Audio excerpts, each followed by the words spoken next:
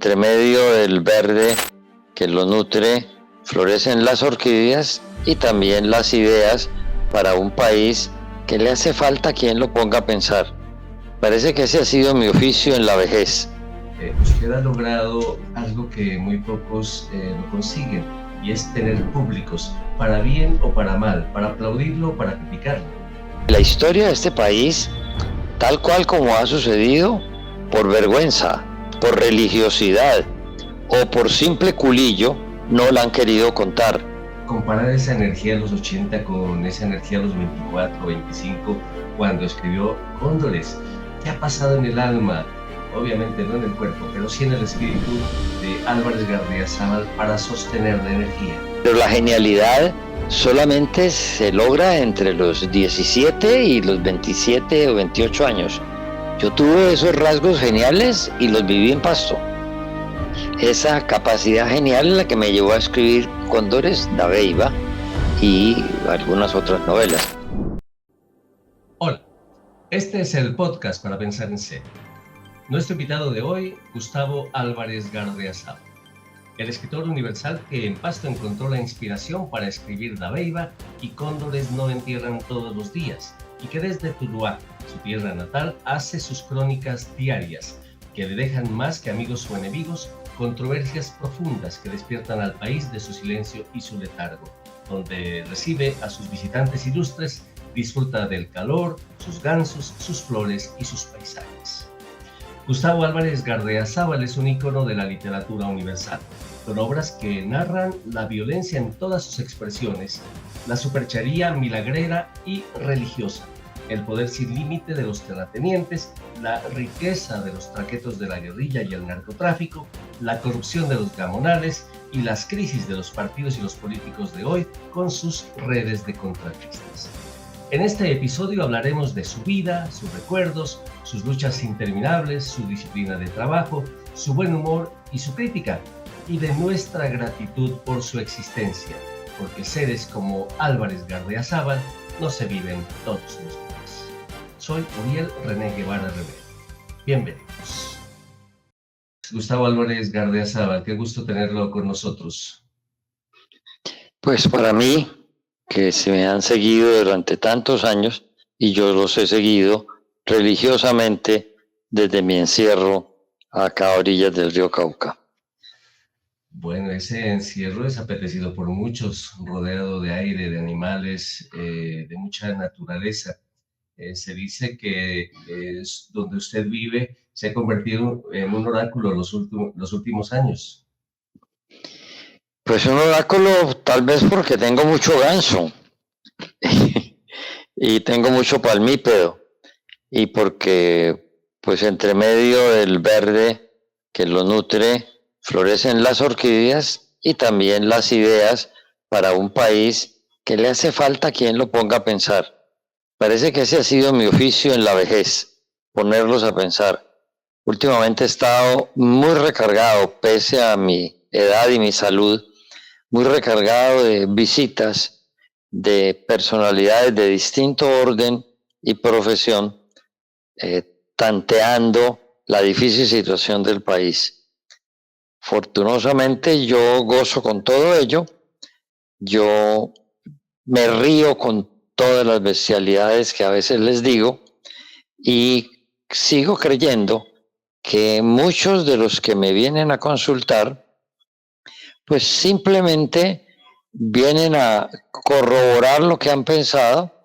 Si me aceptan y les va bien, no los vuelvo a ver. Si no me aceptan y no lo hacen y pasa lo que yo les dije, son los mejores propagandistas que tengo. Se encargan de ir de voz en voz diciendo tiene que ir donde Gardiazabal, que ese sabe para dónde van estas cosas. Esa sobrecarga, Gustavo, se debe también a la cantidad de lectores, de oyentes, de espectadores. Usted ha logrado durante todo el tiempo algo que muy pocos lo consiguen, y es tener públicos, para bien o para mal, para aplaudirlo o para criticarlo. Bueno, la verdad es que yo soy un abuelo digital. Yo tuve una audiencia mayúscula cuando estaba con Peláez en La Luciérnaga. Fueron 10 años gloriosos, memoriosos y muy llenos de humor. Y obviamente cuando nos sacaron a los dos, porque parece que se aburrieron o se cansaron de que estuviéramos criticando a medio país, entonces intentamos hacer un podcast, y, pero no nos funcionó tan debidamente. Yo insistí, Peláez, obviamente, él estaba buscando una remuneración económica. Yo estaba simplemente tratando de continuar con un ejercicio que me había gustado. Desde entonces estoy aquí y aumentando muchísimo gracias a que pues más o menos me sé manejar por redes y como tal pues tengo una audiencia bastante crecida y mis opiniones criticadas con razón, porque para ellos son expuestas, aceptadas y a veces morigeradas por los lectores y oyentes, pues me han permitido tener una posición respetable y lejana para no dejarme manosear. Esta es una posición bastante coherente con lo que ha sido su vida. Su vida prácticamente, Gustavo, ha estado en torno de esas luchas, de desde su óptica, criticar el poder en sus diversas manifestaciones. Bueno, si se revisan mis novelas, que ahora afortunadamente tengo la fortuna de que a esta edad, ya casi llegando a los 80, se juntaron El Tiempo y los Almacenes Éxito para sacar la biblioteca Gardiazabal, y eso me ha permitido llegar con los libros 50, 55 años después de haberlos publicado, con un ritmo casi juvenil y con una apreciación que me tiene totalmente encantado. Y todos esos libros son una forma de crítica al poder establecido. Por estos días, ya van en el número 5 de la Biblioteca Gardiazabal, publiqué El Comandante Paraíso, en donde narré, eso era un libro que había salido hacía bastantes años, pero donde había narrado cómo se formaba un traqueto. ¿Cómo fue eso que hace 40, 45 años los colombianos soportamos? Y cómo fuimos capaces de asimilar todo lo que hacía un traqueto y que siempre fue tratado con menosprecio por las clases altas, porque era una revista, por los Estados Unidos que los perseguían de manera despiadada, todavía no negociaban con ellos por plata, y obviamente por una sociedad que les hizo un vacío, aunque todos trataron de ordeñar la vaca. Y la admiración me la ha despertado tantos estudiantes a quienes les pusieron, gracias a la facilidad de que el libro se consigue en cualquier éxito de este país, es la preguntadera de los jóvenes y de si yo no he inventado la novela y que si eso sí sucedió y en qué época, lo que indica que la historia de este país, tal cual como ha sucedido, por vergüenza, por religiosidad o por simple culillo, no la han querido contar. Y yo terminé contando la historia de Colombia en sus distintas facetas y obviamente haciendo una crítica al poder. Bueno, usted nos ha compartido en su grupo de WhatsApp algo que es bonito y que refleja lo que usted nos está contando. Dabeiba, la novela de Gardiazabal, premiada en Barcelona en 1972, vuelve triunfadora y atractiva en la Biblioteca Gardiazabal. Está en los almacenes Éxito y Librería Nacional. Vale, esa es una forma muy popular de llegar a todos los públicos de que hablábamos, Gustavo Álvarez Gardiazabal. Esa forma del Jodario, de ese podcast que ya lleva bastantes años, nosotros le publicamos religiosamente todos los días en Testimonio su columna, pues le ha traído muchísimos aplausos, pero también de nuestros públicos hay mucha gente que le disgusta. Esas posiciones, por ejemplo, frente a Gustavo Petro, el leninista, el zurdo, todo lo que la gente de pronto ve en Petro y que no ve, obviamente, la gente que lo sigue. ¿Usted se siente cómodo o incómodo frente a esa forma como reciben sus columnas? No, yo me siento infinitamente satisfecho. Es que yo estoy dando mis ideas y mis opiniones es para remover la capacidad de pensar del colombiano, que aquí se les olvidó poner a pensar a los colombianos. Por ejemplo, en la nota que he publicado este jueves, se titula Un ministro desmirriado y es una versión del ministro de Educación que nombró el presidente Petro y hago lo más objetivo posible una descripción novelística de que es flaco, desgarbado, con un ojo apagado, que tiene el lenguaje de los muchachos de ahora, que siempre usa las palabras que ellos tienen a su disposición, marica, huevón, hueputa, y no le perdona un madrazo a nadie. Y obviamente eso choca con la estructura tradicional de que el ministro de Educación debía ser alguien muy elevado, que hubiese sido profesor universitario, que tuviera capacidades. Pues resulta que este muchacho pues se ha distinguido en el puesto donde lo pusieron. Él no estudió en Harvard como la otra ministra que se fue, ni se especializó en el extranjero. Es un producto de la tierra y como tal, pues yo digo que puede ser un sábalo o puede ser una serpiente venenosa, pero por lo menos ha mostrado que sabe hacer. Y hay que decirlo. Claro, los partidarios frenéticos de Petro pues tienen un problema, es que usan unas gafas oscuras que no les permite ver sino lo que ellos quieren ver. Y los enemigos de Petro, pues obviamente el hecho de que yo aplauda o por lo menos sea objetivo para presentar las posibilidades futuras de un ministro, también les disgusta. Pero de todas maneras reaccionan. Y yo lo que quiero es que el país reaccione, que el país entienda lo que está pasando y que no se deje llevar de las informaciones y del manejo presuroso de una red que nunca se sabe de dónde salió o qué tan cierta o falsa es.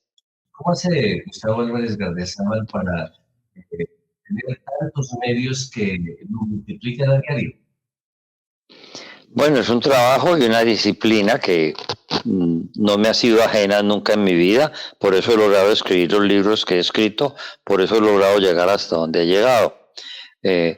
Yo hago el trabajo solo, todo el trabajo de mínimo de escribir, corregir, montar y pasar a distintos esquemas de reproducción por redes.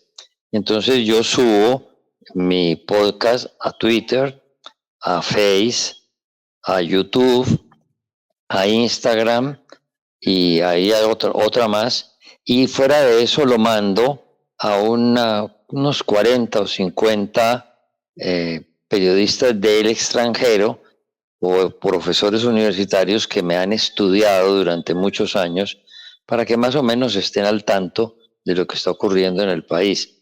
Eso me requiere entre 1 hora y hora y media de trabajo todos los días y lo hago desde las 5:30 de la mañana en adelante, gozando y lleno de satisfacción. Después, sobre las 8:30, luego de que termine mi revisión de mis animales y de mis matas, vengo a desayunar y pongo todas las respuestas que hay en cada una de esas redes.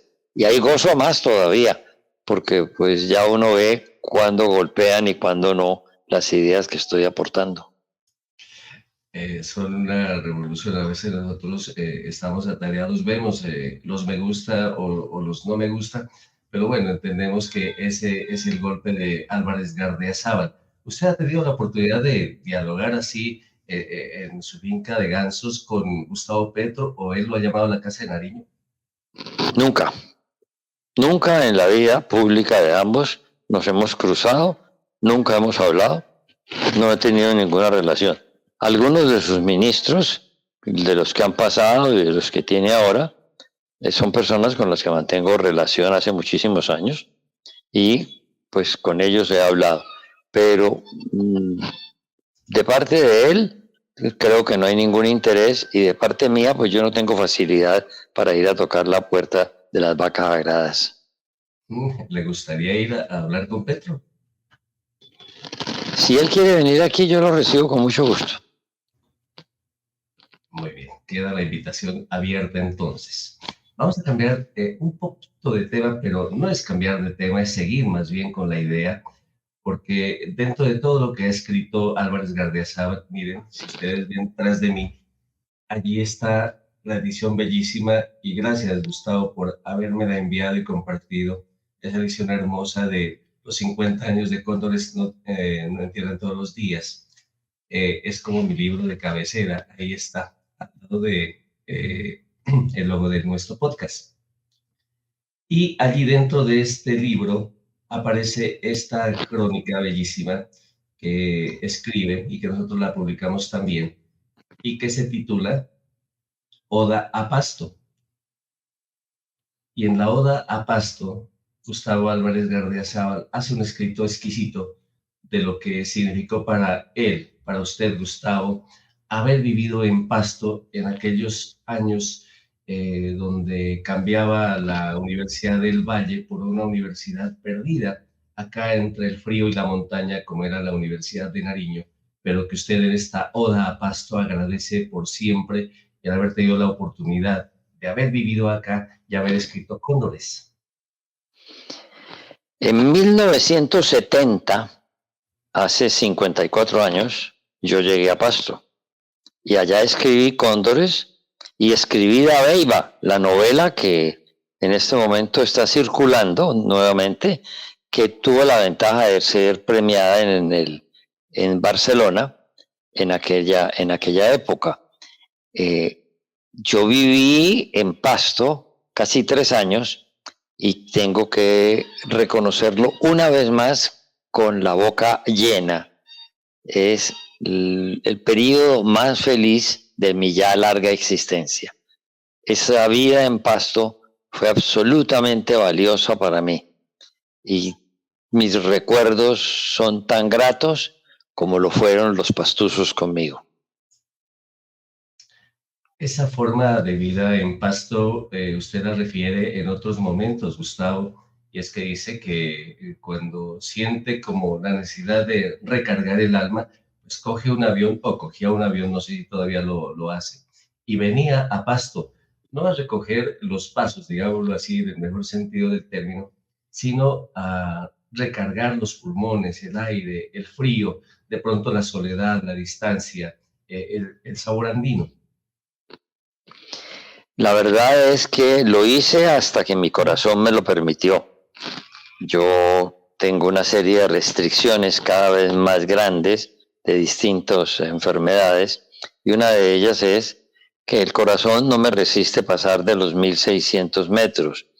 Por eso he dejado de ir hace muchos años a las ferias del libro en Bogotá y no puedo ir a muchas partes de Colombia donde me invitan porque siempre la ruta es por Bogotá. Ahora estoy planificando estar en la Feria del Libro de Cúcuta, donde me han invitado y pues puedo hacerlo vía Medellín, que me permite hacer el trasteo. Ellos tienen 2 aeropuertos amables. Pasto entonces se convirtió en de esas cosas que sigo anhelando, sabiendo que llego a los 80 años sin haberlas podido volver a disfrutar. y resulta que las 3 o 4 cosas que me interesarían, tengo prohibiciones de un tipo o del otro. Por ejemplo, me gustaría volver a recorrer Nueva York, una ciudad donde viví intensamente, pero no tengo visa.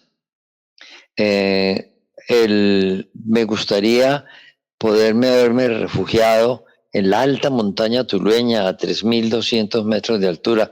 Haga de cuenta que estuviera en Huachucal viviendo, pero la altura no me lo permite. Y pues me gustaría muchísimo volverme a sentar a comerme un plato tulueño de las chapetas, un bistec encebollado, pero ya los problemas gástricos y el hígado me lo impiden. Bueno, es una vejez restringida para poder seguir viviendo. Algún día me canso y seguramente me moriré comiendo un bistec de esos. Así es. Nos llama la atención también en esta oda a Pasto ese recuerdo que usted tiene de la biblioteca del maestro maestro Rodríguez Guerrero. Mire, es que Pasto nunca se dio cuenta de qué tenía. El maestro Ignacio Rodríguez Guerrero era un monstruo, reconocido en donde pudo alcanzar a llegar pese a las limitaciones que él tenía. Él iba más fácil a Pasto que a Popayán. Le tenía pánico infinito al avión y le aterraba de Popayán las tempestades y los rayos sin aguacero. Y eso le impidió y se quedó en Pasto y fue montando una biblioteca absolutamente majestuosa en donde ninguna pared estaba visible porque todas estaban forradas en libros. Y él lo recibía uno dentro de asientos empotrados en libros que lo rodeaban completamente. Se había gastado una fortuna adquiriéndolos, pero se había gastado una vida leyéndolos y además siendo generoso en la lectura. Conmigo fue infinitamente generoso y afortunadamente le tocó presenciar la consagración de Cóndores no entierran todos los días, que es la novela con la que yo pasaré a la historia, o que ya me subsumió por completo y me opaca las otras cosas en las cuales he tratado de actuar. Recuérdenos, o recuerde con nosotros, Gustavo, esa forma en que usted escribió Cóndores, envió a España, ganó un premio, puso a una persona para que de pronto, nuestras comunicaciones eran distintas, imagínese hace 50 años, para que le avisara cómo le fue en ese concurso. Fue Miguel Ángel Asturias, si no estoy mal.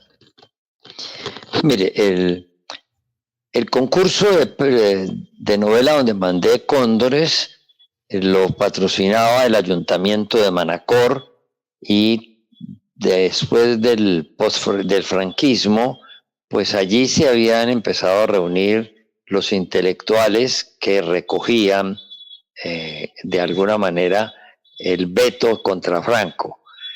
El presidente del jurado calificador era Miguel Ángel Asturias, que era el premio Nobel que teníamos con Gabriela Mistral en Hispanoamérica. Y él, pues le dio la bendición a Cóndores y eso me permitió abrir puertas y que me respaldaran. Y yo tenía una amiga, doña Pilar Narvión, que era en ese entonces la subdirectora del periódico Pueblo, que era el periódico que Franco había nombrado o había establecido para darle salida a los sindicatos dentro de la estructura falangista.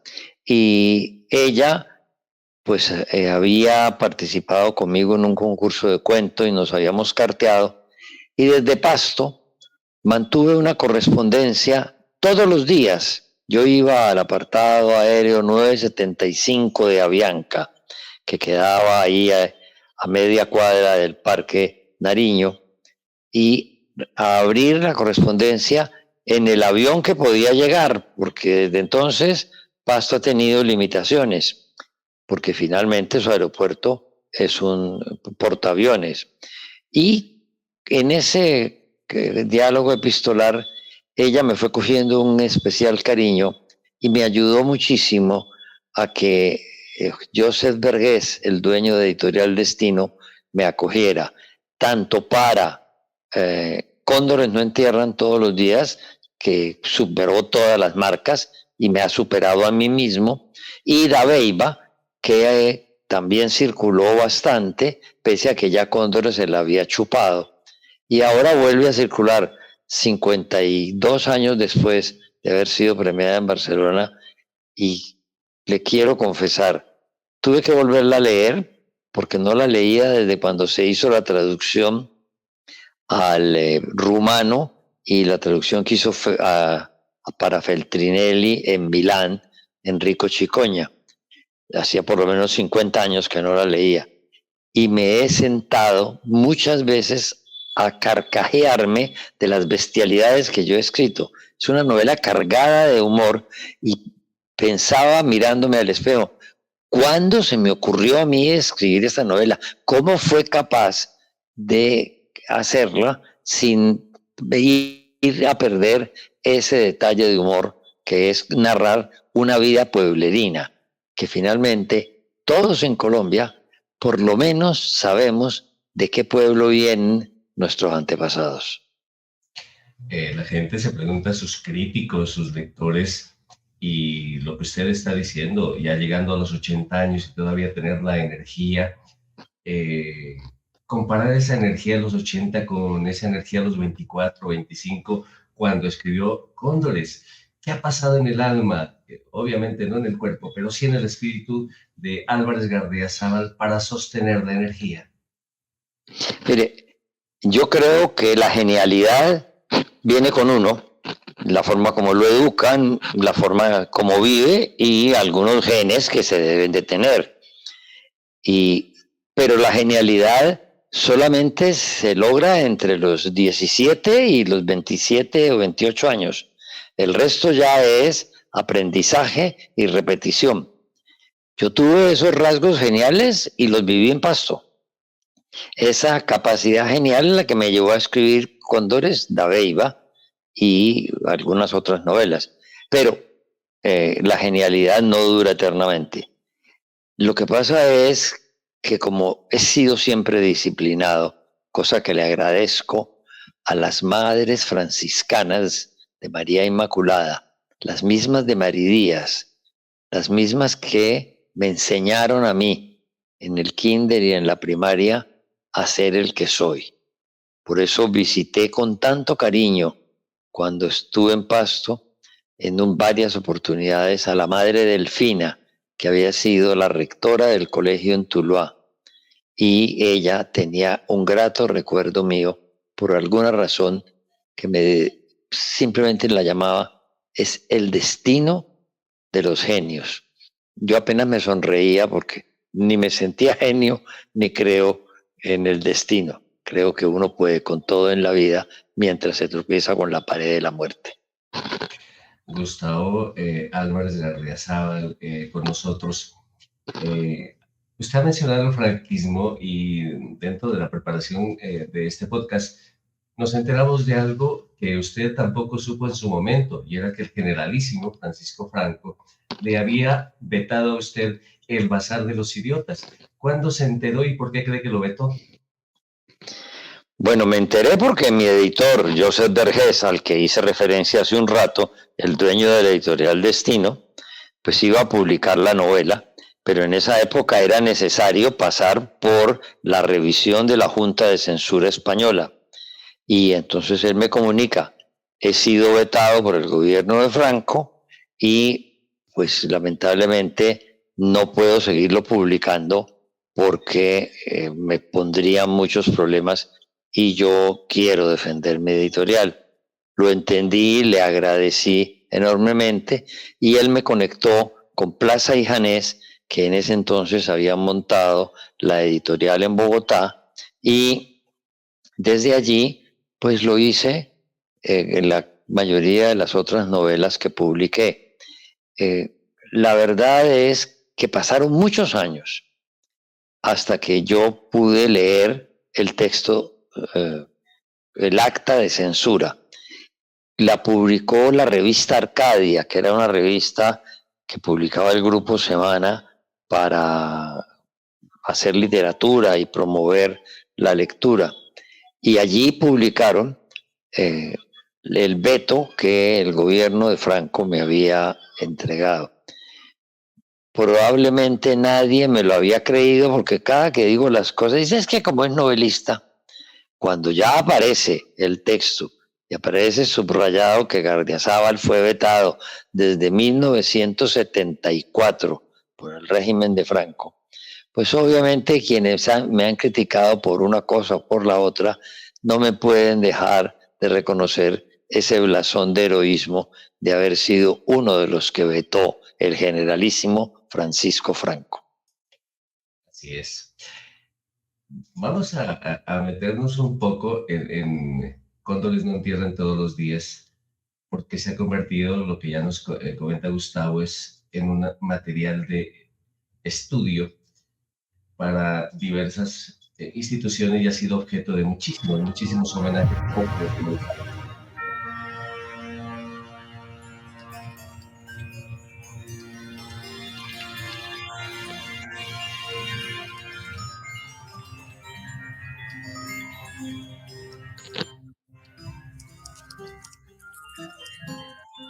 De ese viernes 9 de abril, Tuluá no quiso grabarse ningún acto de depravación ni las caras de quienes encabezaban la turba, pero sí elogió y convirtió en una leyenda la descabellada acción de León María Lozano cuando se opuso con 3 hombres armados con carabinas sin munición, un taco de dinamita que llevaba en la mano y una noción de poder que nunca más la volvió a perder, a que la turba incendiara el colegio de los salesianos e hiciera con los curas lo mismo que en las otras ciudades y poblados hicieron ese día, que los colgaran de sus partes nobles, les echaran candela a sus sotanas o los hiciesen salir desnudos por las calles. ¿Cóndores no entierran todos los días? Pues considero que Cóndores no entierran todos los días es una obra de arte de la literatura colombiana. La primera lectura fue lectura ingenua de una muy buena profesora de literatura que tuvimos en el colegio y nos introdujo al boom latinoamericano, a los libros clásicos, a Rulfo, a Cortázar, a lo que teníamos que leer en su momento. Es una novela que luego se llevó al cine y que nos muestra muy bien la década de los años 50 en el Valle del Cauca y centrándonos sobre todo en Tuluá.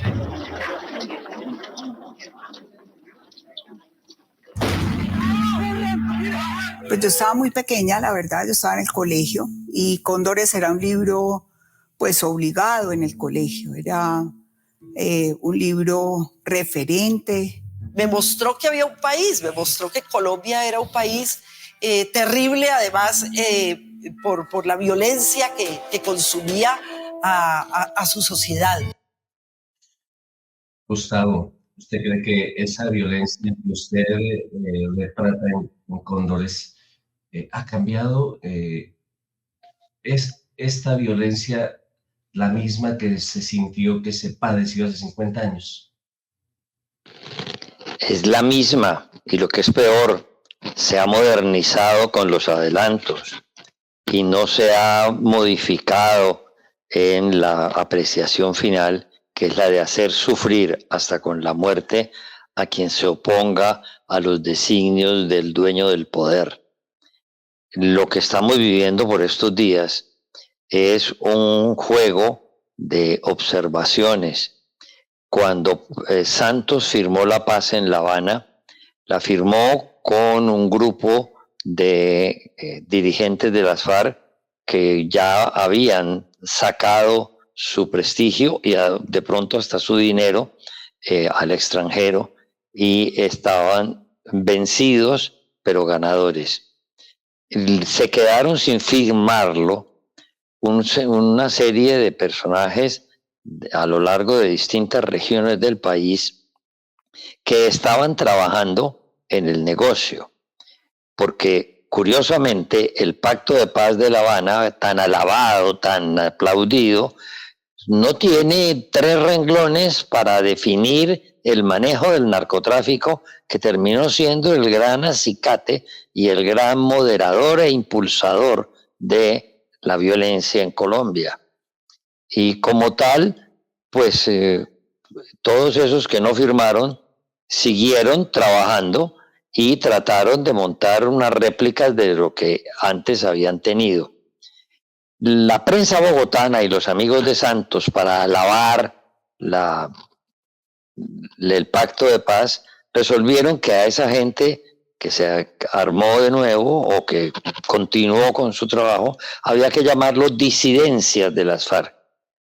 Por Dios, son exactamente iguales a los traquetos de hace 40 años. Tienen los mismos procedimientos y con una agravante. Es que a los traquetos de hace 40 años, que existieron a lo largo de varios departamentos, se identificaban plenamente quién era el líder y se sabía muy bien quién mandaba. Ahora, los grupos o bandas armadas están regadas no solo en el campo, sino en las grandes ciudades, y no se sabe quién las manda. Tienen una autocomplacencia en no caer en los mismos errores de las bandas de los traquetos. Pero la guerra es la misma. La guerra de los traquetos que vivimos nosotros hace 40 años es la guerra que se está dando ahora. Y además, pues ya sabemos quién la paga o quién viene a traer la plata para que no se corran los riesgos que corrían los traquetos de entonces, porque tenían que mandarla a Estados Unidos, tenían que traer la plata de allá, tenían que hacer lavado de dólares en los bancos. Nada de eso se hace ahora. El mexicano viene, paga in situ y en rama. Y como tal, esa es la plata que aparece inundando Ipiales, inundando a Pasto por las cercanías con el mundo dólar del Ecuador, y es la que ha gastado la plata en el Cauca y en Popayán, y es la que influye notoriamente sobre Cali, Jamundí y todo el criterio. Es la misma violencia. Y ni hagamos todo lo que significa el Clan del Golfo en el resto del país. Manejan 11 departamentos. Ni todo lo que es la guerra en el Catatumbo, donde se repiten estos mismos esquemas de la guerra de los traquetos. Esto no ha cambiado. No hemos encontrado la solución, quizás porque no la quisimos llamar como era y porque en el Pacto de Paz de La Habana no se dedicó el renglón específico a manejar la producción de cocaína. Esa posición vehemente, contundente en contra del poder de Gustavo Álvarez Gardezábal, pues obviamente se encarga también de lo que ya nos acaba de decir, de los guerrilleros que no son sino traquetos dedicados al narcotráfico, de acuerdo con sus hechos últimos, pero también se encarga de los congresistas, a quienes no les llama al Congreso, se llama algo así como el cartel de los contratistas.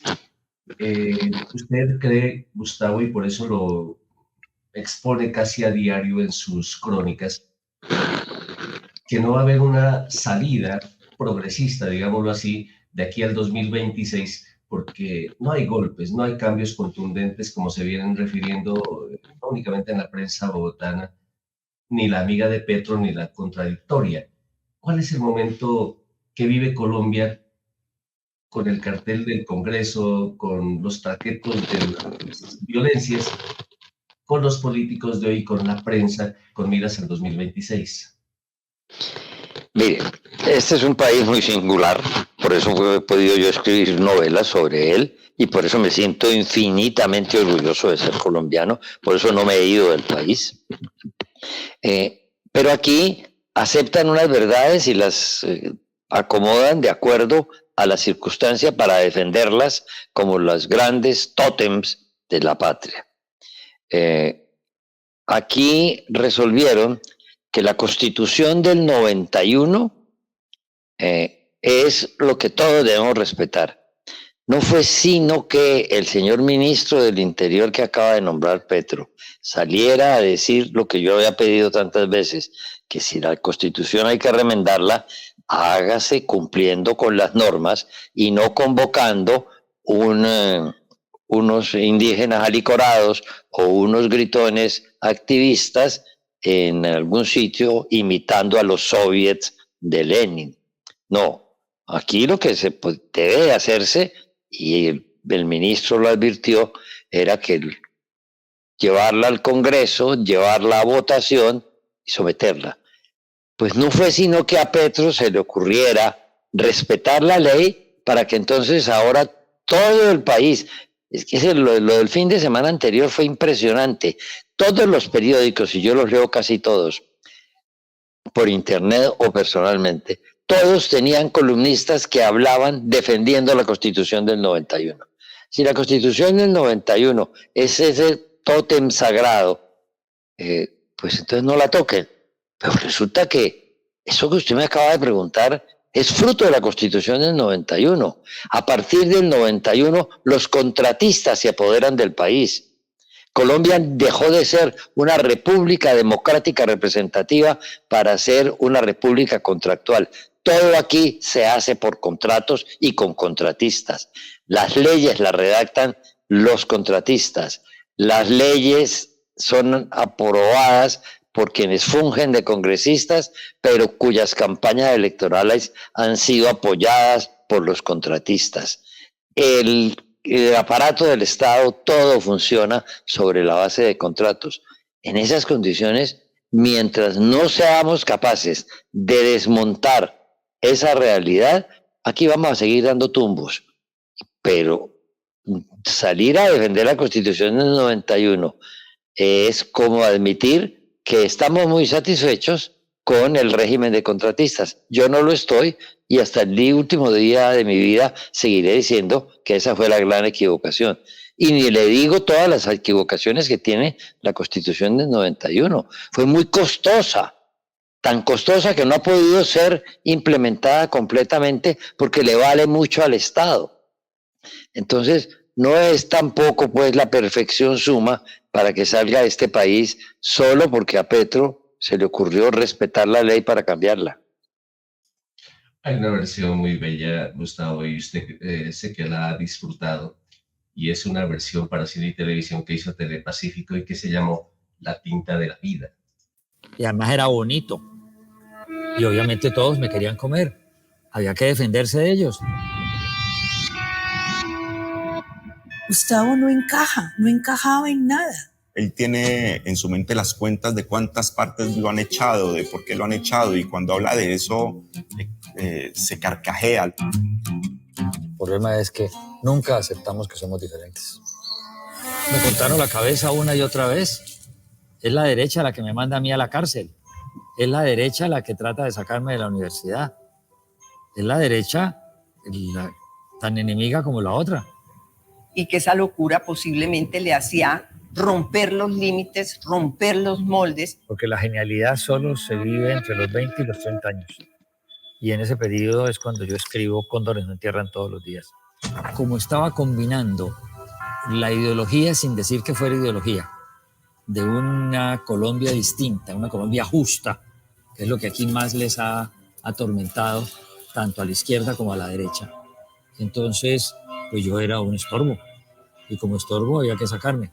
Yo lo que no me explico es por qué no me mataron. Gustavo tiene una capacidad de análisis y de leer las cosas tan grande que eso le permite anticiparse a los hechos. O sea, La Luciérnaga era el programa bandera de la cadena. Yo lo llamaba Garezabal, es como chisme. No. Aquí tengo el papel de la citación, guárdalo. Entonces él soltaba el cuento, inmediatamente, no, mire que eso es mentira. Vea. Y parece que me fue muy bien. Y gocé como enano. Todo lo tiene organizado, medido, calculado, pues va a dejar listo hasta su entierro.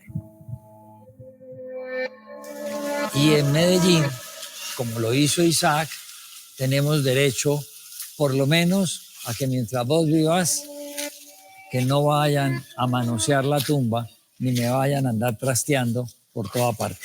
y como los libres pensadores va a estar inhumado de pie, porque como dice él, no se le arrodilla a nadie, ni siquiera muerto.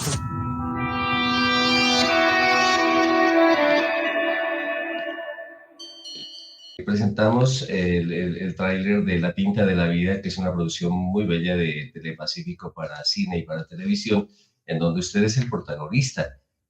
Obviamente fue, creo, hace unos 2 o 3 años tal vez hecha, pero es tan vigente que todavía se la degusta. ¿Usted cómo asumió su papel en ese papel? Mire, primero, eso es un trabajo hecho por un tipo a quien yo admiro muchísimo, que es Miguel Ernesto Yusti, que estudió cine y fue capaz de hacer esta verdadera obra de arte. Ese es el mismo que hace el texto de Cóndores que ustedes pasaron hace un rato. Y yo lo único que hice fue conversar con él y de acuerdo a cómo él quería que las cosas se presentaran, yo las facilité. Facilité el espacio, facilité los amigos, facilité todas las conexiones y el resultado es absolutamente admirable. Yo creo que muchos años después de que yo esté descansando mi cuerpo en el cementerio Museo de San Pedro en Medellín, seguirán pasando este texto de La tinta de la vida de Miguel Ernesto Yusti. Bueno, y ya para terminar, Gustavo, agradeciéndole toda su deferencia conmigo, con nuestros lectores y oyentes de este podcast, quisiera hablar de su película, pero más que de su película, porque es cine y porque también hay el peligro de que usted ha dicho, la gente ya no lee y que prefiera la película a leer Cóndores. En esta disyuntiva que de pronto usted como autor, como escritor tiene, ¿qué prefiere? ¿Que la gente lea Cóndores o vea la película? Porque la película también es una obra de arte. No, yo ya no tengo derecho a preferir nada. A mí me subsumió completamente Cóndores no entierran todos los días. Yo lo que hago es aceptar la realidad. Por ejemplo, mi podcast solamente pasaba, durante los primeros 500 números, pasaban solamente por audio. Después empecé a transcribir el texto escrito y curiosamente en estas épocas, cuando yo creía que solo la gente miraba y le oía, el mayor número de visitas que se tienen es por el texto escrito, pero un número mayor, es decir, de 80, 100 veces más de los que solamente oyen el audio del podcast. Son cosas imposibles de entender cuando uno cree que los lectores y los oyentes están haciendo lo que uno cree que puede salir. Muy bien, vamos a presentarlo. Creo que dura un minutico esto de Cóndores, pero con esto queremos... ¡Ay de aquellos que siembran vientos porque cosecharán tempestades! ¡Mataron a Gaitán! ¡Mataron a Gaitán! Todas las instituciones de la Policía Nacional de la capital de la República se acaban de unir al movimiento revolucionario. Mata, comunicar permanentemente a Radio Nacional todos los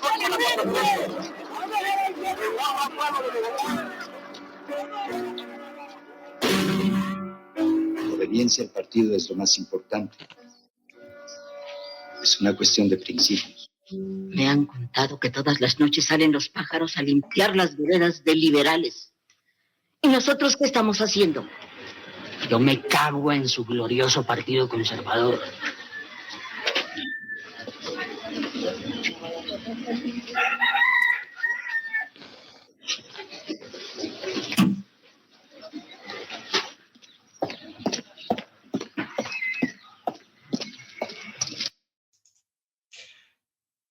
Gustavo, finalmente, ¿usted cree que con todo lo que ha escrito, compartido y vivido, todavía quedan pájaros como ese de Cóndores, todavía un protagonista como él en estos tiempos? Porque la gente dice, bueno, de pronto los tiempos han cambiado, pero los personajes lamentablemente como que se repiten en la historia, se repiten en el tiempo. El éxito de la película que se hizo o se montó y se estrenó hace 40 años, no hay la menor duda que es la garantía de la respuesta que yo pueda darle. Lo que allí se cuenta, como se cuenta en mi novela, se sigue viviendo en Colombia, se sigue dando. Yo escribí otra novela llamada El último Gamonal, que yo pensé que era el último de verdad, por un personaje legendario que existió en Trujillo, ese poblado tan manchado de sangre en la cordillera occidental vallecaucana. Y resulta que gamonales han seguido existiendo y los hay en todo el país. Este ha sido un país gamonalicio. De la misma manera, los que adquieren la doble categoría de gamonales y dueños del poder económico y dueños del poder político y dueños del poder perverso, producen ejemplares como León María Lozano, el Cóndor, o como Leonardo Espinosa, el último gamonal de Trujillo. Usted vive en Tuluá, y Tuluá ha sido, digamos, el centro de sus amores, y por eso vive allí tan junto con la gente y con su calor y su paisaje. Pero Tuluá también es un corazón de muchas violencias. Lo hemos visto a usted en sus columnas diariamente denunciar los temas de violencia, de narcotráfico, la realidad del país. Incluso lo hemos visto hablando de la Inmaculada, que es como la otra forma de identificar lamentablemente a Tuluá, porque así son algunos pueblos del país. Esta realidad demoledora, conmovedora que a usted lo rodea, Gustavo Álvarez Gardezábal, no le quita esto que nosotros titulamos hoy como la crítica y el humor para vivir todos los días. No, y creo que me debe acompañar hasta el final de mi vida. Es con esa visión, con esas gafas exactamente, que yo miro todas las realidades. Puedo ser oído por los actores, por más violentos o injustos que resulten, y proponer fórmulas. Por ejemplo, en el caso que usted menciona de la banda La Inmaculada, Tuluá es especial. Mientras hay cantidades de bandas manejando a Colombia en ciudades y campos, en Tuluá solo hay una, La Inmaculada. Y pues han hecho un montaje publicitario mayúsculo y de alguna forma los dirigentes de La Inmaculada están en la cárcel encerrados hace más de 10 o 18 años. Y en estos días hubo una entrevista del jefe de ellos por la W que nadie lo podía entender. Yo lo que trataba era de hacerlo entender. El día que Petro vino a Tuluá, en medio de ese fragor de la violencia desatada por la manera presentada del problema de enfrentamiento de La Inmaculada con el alcalde, yo escribí una nota pidiéndole públicamente al presidente Petro que al venir a Tuluá abriera la puerta del diálogo, porque no había otra forma de bajar la temperatura. A la salida, el ministro de Defensa, la gobernadora y el alcalde dijeron que no iban a conversar, que no al diálogo, y que más bien iban a cambiar de cárcel, iban a meter en unos calabozos de la Dijín a los señores de La Inmaculada. Curiosamente, 4 días después, un alto funcionario del Estado me pide cita, viene a que yo le cuente en detalle qué es lo que ha pasado, cómo ha funcionado, y 2 días después el ministro de Justicia abre el diálogo con La Inmaculada. En este momento tengo entendido que continúa el diálogo y que están tratando de llegar a algunos acuerdos para mermar la fuerza de esa violencia. Bienvenido sea. Creo que si uno no puede con las malas, pues la vida nos enseña que es mejor sentarse a tratar de tolerar las perversidades ajenas. Usted fue alcalde de Tuluá 2 veces, fue gobernador del Valle. Dentro de sus sueños y proyectos no le cupo en la imaginación así sea de novelista, ser presidente de la República? ¿Te puedes imaginar el encarte que me había metido? No, yo he hecho locuras, pero hay cosas en las cuales no se vaya a aspirar. Sin embargo, más de un comentarista de mi vida ha dicho que a mí me persiguieron como gobernador del Valle porque había obtenido en aquella época casi 800.000 votos y eso me candidatizaba a la presidencia y que antes de que creciera había que atajarme. Es posible que ellos haya removido ese interés, pero de parte mía uno debe entender hasta dónde puede llegar. Hay cosas que no puede hacer y como tal no las hice y mucho menos ahora a los 80. Yo no soy una versión nueva del señor San Clemente, que lo eligieron a los 84 años y lo hicieron ir de Buga a Bogotá a presidir a Colombia en aquel doloroso episodio previo a la Guerra de los 1000 días. Gustavo Álvarez Gardiazabal, mil gracias por haber estado con nosotros. Nos gustaría que enviara un mensaje a los jóvenes, aquellos que lo leen como cuando usted era niño, que se forman como cuando usted también hizo esos párrafos de infancia que le valieron para escribir los párrafos inmortales en su literatura, para que ellos vean en Gustavo Álvarez esa figura que hoy tenemos con vida y que tenemos todavía el agrado de mirar, de escuchar y de seguir como hace usted con tanto sacrificio, esfuerzo y gozo todos los días a través de sus columnas. ¿Qué decirles? Simplemente que vivan la vida, que acepten la realidad como es, no como le están diciendo que la admire o como que la acepte. Hay que ser honestos consigo mismo.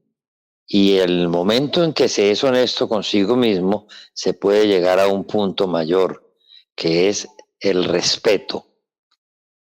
Construir una sociedad sobre el respeto es mucho mejor que construirla sobre el contrato o la compraventa. El mundo y la vida están para que nos respetemos entre todos. Si nos respetamos, ni habrá guerra, ni habrá robos, ni habrá malestares. Gustavo Álvarez Gardiazabal, mil gracias por haber estado con nosotros y ojalá tengamos una nueva oportunidad para encontrarnos. Con mucho gusto, muchísimas gracias y un cordialísimo saludo a tantos seguidores que usted tiene en el sur de Colombia y en el resto del país. Muy amables. Muchas gracias, Gustavo Álvarez Gardiazabal. Muchas gracias a ustedes por seguir este podcast. Soy Uriel René Guevara Revelo. Hasta la próxima.